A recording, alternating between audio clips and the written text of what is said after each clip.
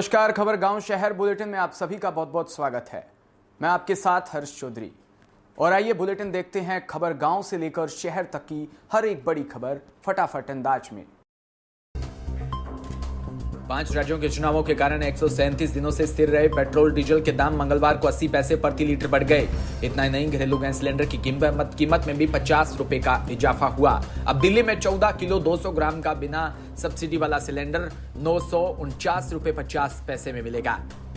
वहीं पेट्रोल की कीमत 96 रुपए 21 पैसे प्रति लीटर और डीजल की कीमत 87 रुपए 47 पैसे प्रति लीटर हो गई। मुंबई में पेट्रोल 110 रुपए 82 पैसे, डीजल 95 रुपए। कोलकाता में पेट्रोल 105 रुपए 51 पैसे, डीजल 90 रुपए 62 पैसे और चेन्नई में पेट्रोल 102 रुपए 100। दिल्ली में 5 किलो वाला एलपीजी सिलेंडर 349 रुपए, 10 किलो वाला 669 रुपए और 19 किलो वाला कमर्शियल सिलेंडर 2003 रुपए 50 पैसे में मिलेगा। केंद्र सरकार ने 3 नवंबर को पेट्रोल डीजल पर एक्साइज ड्यूटी कम की थी। राजस्थान में शराब की दुकानों के लिए आज से नीलामी शुरू हो गई। राज्य की 7,665 दुकानों में से 5,161 के लिए आज से लगातार 4 दिन तक नीलामी होगी। इन सभी दुकानों का न्यूनतम रिजर्व प्राइस 791 करोड़ रुपए से ज्यादा।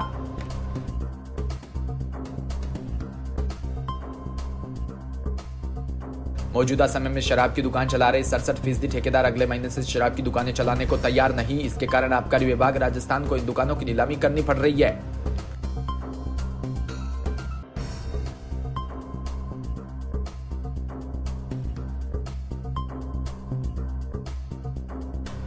जोधपुर ग्रामीण पुलिस को बड़ी कामयाबी मिली। पुलिस ने बैगटीकला गांव में डकैती के मामले में 6 डकैतों को गिरफ्तार किया। साथ ही उनके कब्जे से हथियार और नकली मुद्रा भी बरामद की। कार्रवाई के बारे में बताते हुए जोधपुर ग्रामीण पुलिस अधीक्षक अनिल कयाल ने बताया कि 15 मार्च को सच्चाई मां कॉटेक्स बैगटीकला में डकैती की वारदात हुई। डकैतों ने जुगल किशोर और उनके पुत्र अशोक कुमार पर हमला भी किया और नाकेबंदी करवाई गई।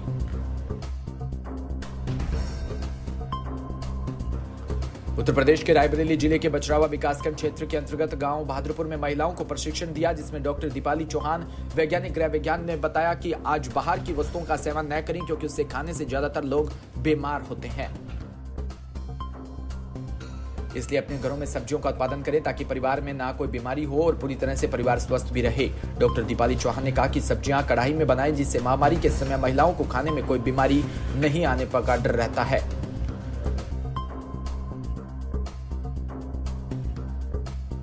वहीं स्वस्थ भी रहती है। और इस मौके पर कृषि विभाग के अध्यक्ष नीलमा ने बताया कि घर का खाना और हरी सब्जियां महिलाओं को खाना चाहिए, पूरे परिवार को बनाकर खिलाना भी चाहिए।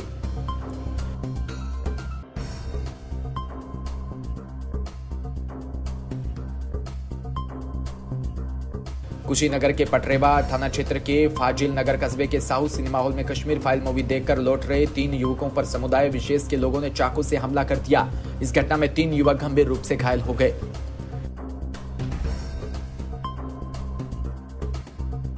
जिसमें घायल 2 युवकों की हालात बेहद गंभीर बनी हुई है। इस पूरी घटना के संदर्भ में फाजिल नगर विधायक सुरेंद्र कुशवाहा पीड़ित परिवार से मिलने उनके घर पहुंचे।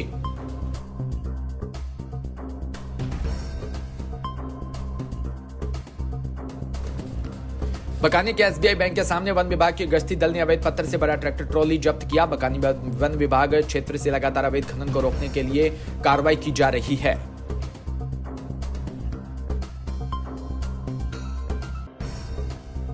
जानकारी देते हुए गश्ती दल प्रभारी दुर्गेश कुमार द्वारा बताया कि सूचना मिली बकानी वन क्षेत्र से लगातार अवैध खनन हो रहा है। अवैध खनन की सूचना मिलने पर गश्ती दल देवर बर्डी की ओर रवाना हुआ।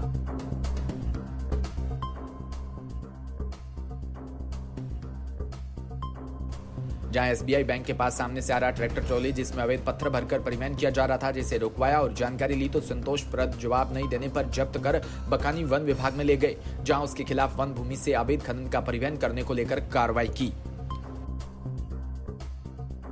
विगत दिवस गोटेगांव श्रीधाम रेलवे स्टेशन पर बहुउद्देशीय स्वास्थ्य प्रशिक्षण का आयोजन किया। वहीं मुख्य चिकित्सक अधीक्षक जबलपुर के आदेश अनुसार बहुउद्देशीय स्वास्थ्य प्रशिक्षण में डॉक्टर आर.के. कुर्रे व उनकी मेडिकल टीम के द्वारा कार्यक्रम किया, जिसमें कार्य करने वाले कर्मचारियों को स्वस्थ रखकर रेलवे के कार्य को ज्यादा पूर्ण परफॉर्मेंस रखने के उद्देश्य से किया, जिसमें कर्मचारी स्वस्थ तो रहते ही हैं, साथ में रेलवे के लिए भी पूर्ण समर्पण व सजगता के साथ कार्य करते हैं। इसके अलावा डॉक्टर आर के कुर्रे सभी कर्मचारियों, यात्रियों, वेंडरों और आम पब्लिक को भी फर्स्ट एड का ट्रेनिंग दिया, जिसके कारण किसी प्रकार की आपदा आने पर उसे आसानी ढंग से मैनेज किया जा सके।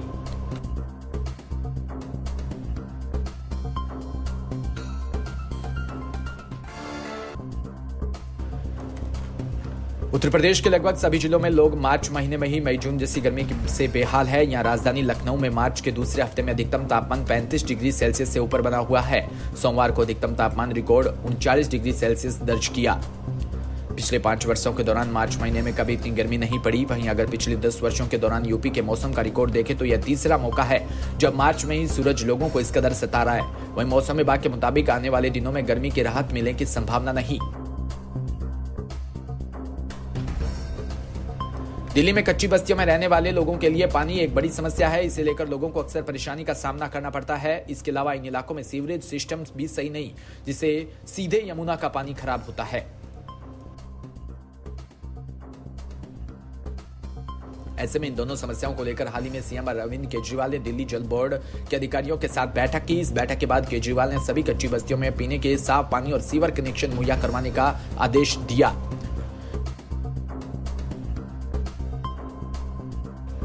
केजरीवाल ने अधिकारियों के साथ बैठक के दौरान विभिन्न विषयों पर जानकारी ली। वहीं मार्च में 2021 तक तकरीबन 920 एमजीडी पानी की आपूर्ति हो रही थी। ऐसे में पिछले एक साल में इसे बढ़ाकर 986 एमजीडी किया जा चुका है। इसके अलावा 2023 के लक्ष्य की बात करें तो पानी की आपूर्ति का स्तर 1110 एमजीडी तक पहुंचाया जाएगा। चीन समेत पूरी दुनिया में एक बार फिर कोरोना के नए वेरिएंट ने दहशत पैदा कर दी। इस बीच राजधानी दिल्ली में भी कोरोना का कहर बढ़ता दिख रहा है। दिल्ली में सोमवार को कोरोना वायरस के संक्रमित 108 नए मरीज मिले, जबकि संक्रमण दर 0.49% दर्ज की गई। स्वास्थ्य विभाग की माने तो सोमवार को दिल्ली में कोरोना वायरस के 108 नए मरीज मिले। वहीं अस्पताल में डिस्चार्ज होने वाले मरीजों की संख्या 98 थी। सरकारी आंकड़ों की माने तो दिल्ली में कोरोना के सक्रिय मरीज बढ़कर 505 हो गए। स्वास्थ्य विभाग की ओर से जारी बुलेटिन के मुताबिक राष्ट्रीय राजधानी में कोविड के कुल मामले 18,63,899 पहुंच गए। मृतक की संख्या भी 26,147 पर स्थिर है। दिल्ली में रविवार को 97 मामले आए थे और संक्रमण का 0.41% दर्ज की गई। दिल्ली में 13 जनवरी के बाद नए मामलों में संख्या में कमी हो रही है। 13 जनवरी को 28,867 मामले सामने आए, जबकि 14 जनवरी को संक्रमण दर 30.6 दर्ज की गई, जो महामारी की तीसरी लहर के दौरान सबसे ज्यादा थी। राजस्थान के मुख्यमंत्री अशोक गहलोत ने वित्त व विनियोग विधेयक पर चर्चा पर जवाब देते हुए विधानसभा में राजस्थान के लिए कई बड़ी और महत्वपूर्ण घोषणाएं की। सीएम गहलोत की इन घोषणाओं के मुताबिक राजस्थान में राशन की 5,000 नई दुकानें खोली जाएगी।